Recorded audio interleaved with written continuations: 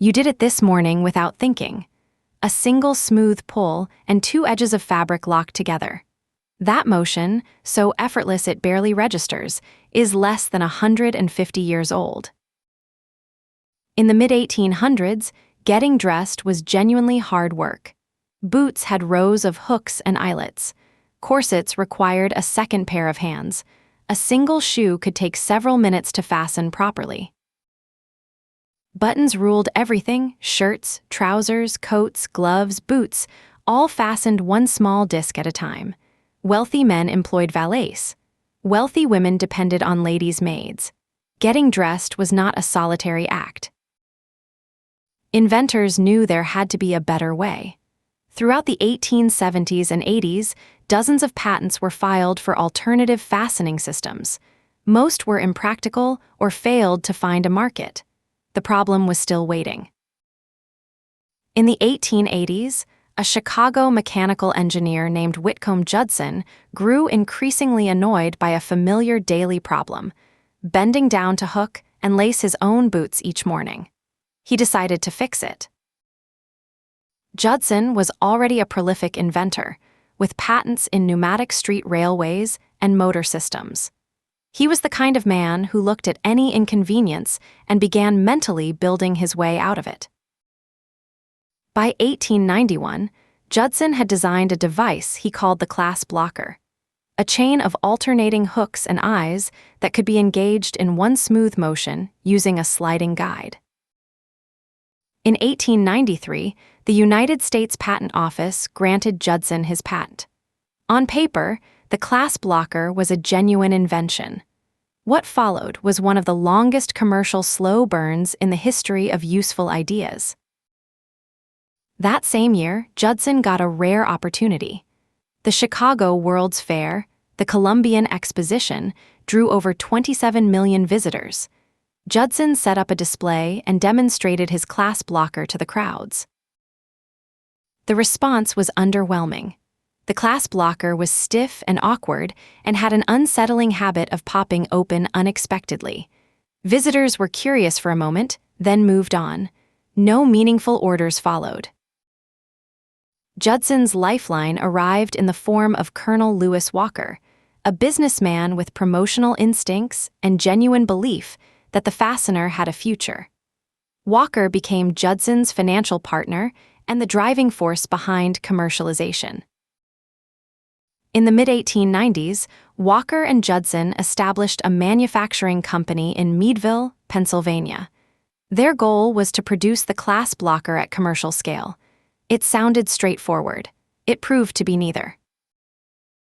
The clasp blocker was hand-assembled, prone to misalignment, and fragile in use.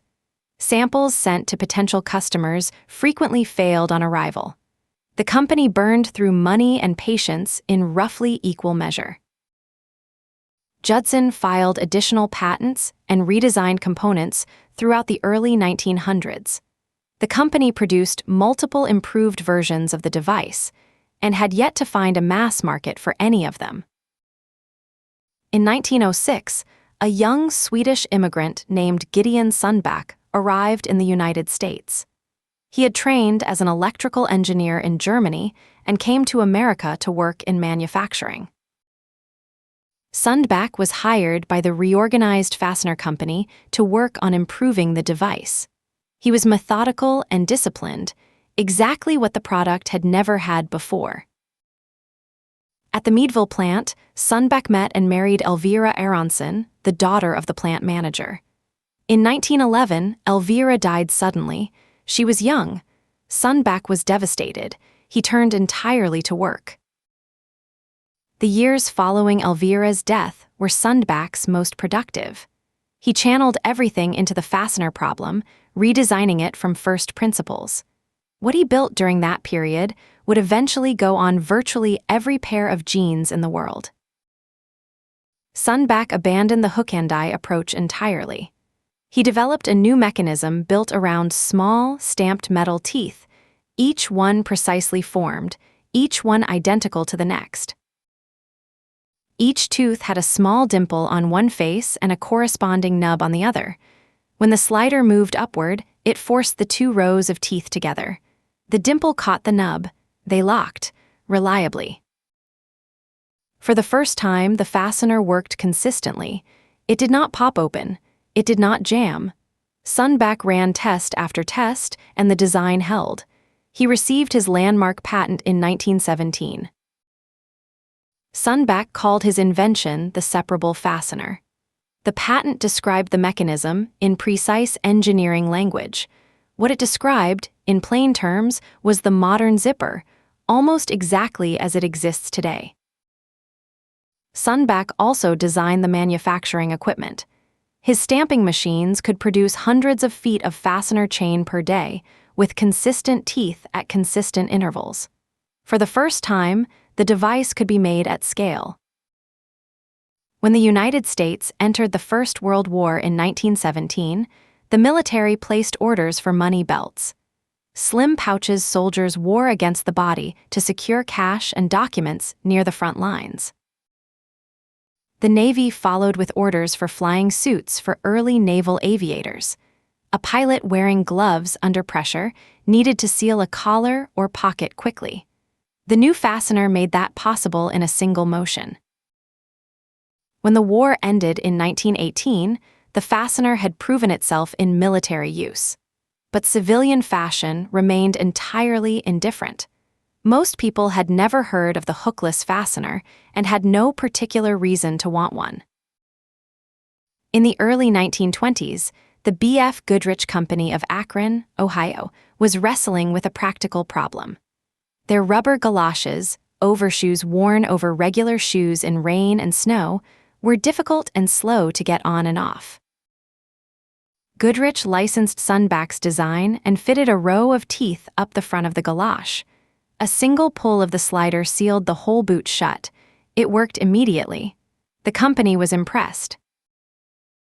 During an early demonstration of the new Goodrich boot, someone drew the slider back and forth and listened. The sound was brisk, precise, and oddly satisfying. Zip! The word arrived almost on its own.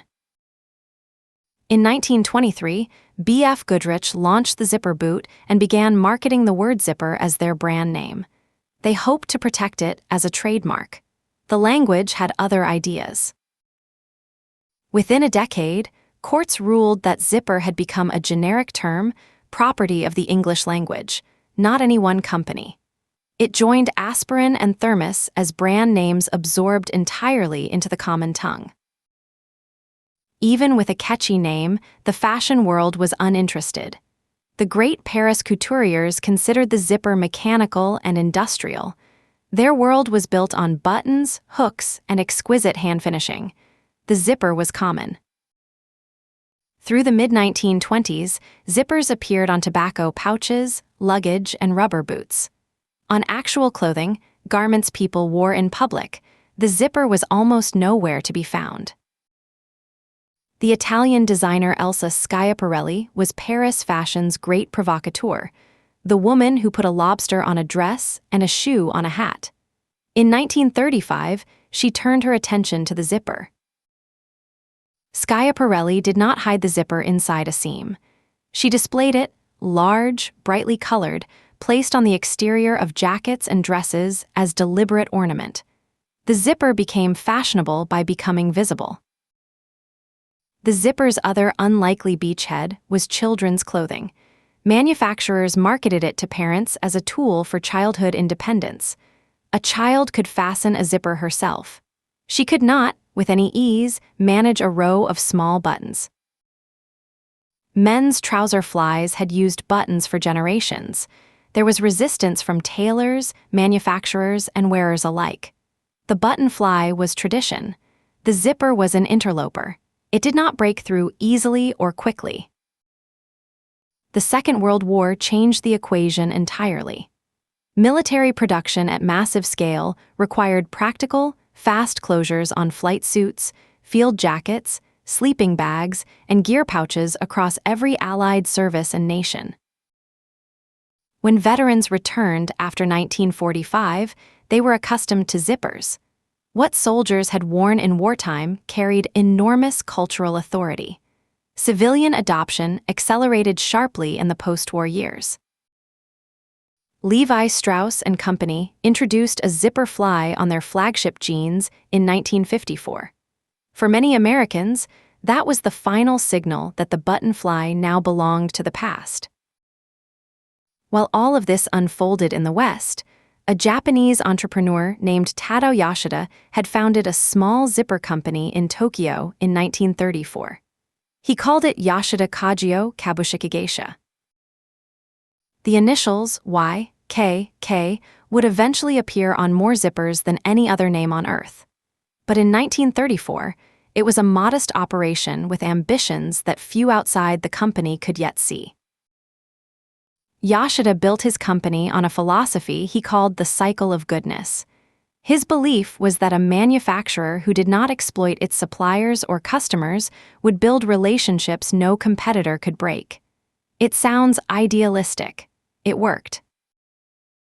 YKK eventually made its own brass, spun its own polyester for the zipper tape, built its own machinery, and manufactured its own shipping boxes. Control every step, Yoshida believed, and every step will improve. Today, YKK produces by some estimates around 7 billion zippers per year, in factories on 6 continents. The initials on the pull tab of your jacket are, in all likelihood, YKK. Every zipper starts as wire.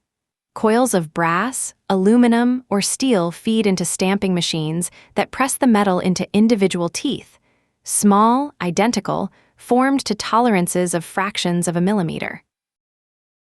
Those teeth are then attached to woven tape, the 2 fabric strips that form the body of the zipper.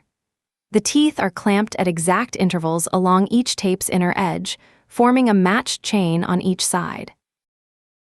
Separately, the slider is formed, the small metal wedge that rides the chain. Its internal channel is shaped so that moving it upward forces the teeth of both sides together, and moving it downward pulls them apart. That geometry is Sunback's geometry, essentially unchanged. Modern zippers undergo tension tests, salt spray tests, and open and close cycle tests before leaving the factory.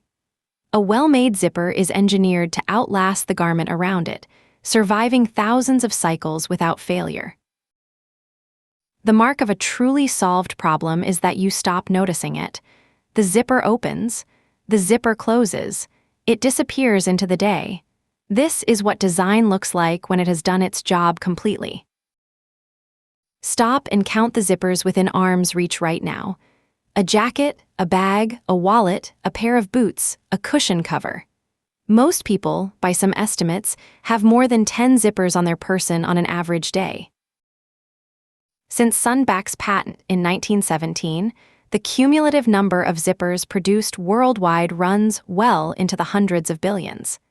It is one of the most produced precision mechanical objects in human history.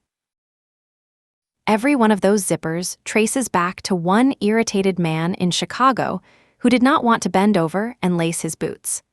That small morning frustration set a century of invention in motion. Judson filed his patent in 1893. The device did not get its name until 1923.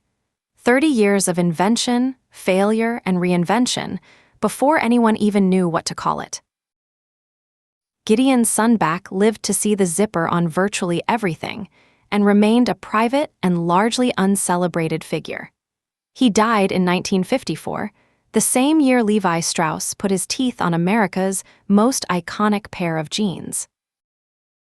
We do not tend to build monuments to people who solved ordinary problems.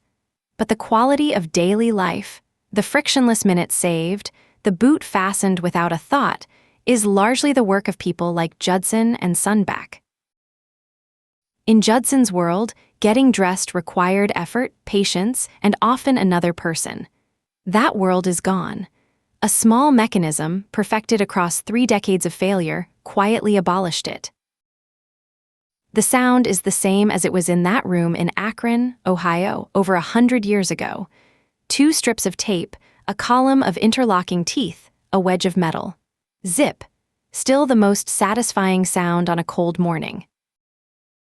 Every ordinary object carries a story like this: a frustration, a grief, a chance remark in a room. History is running right through your hands every time you get dressed. This is Origins. Subscribe and come back tomorrow. There's a new origin every single morning.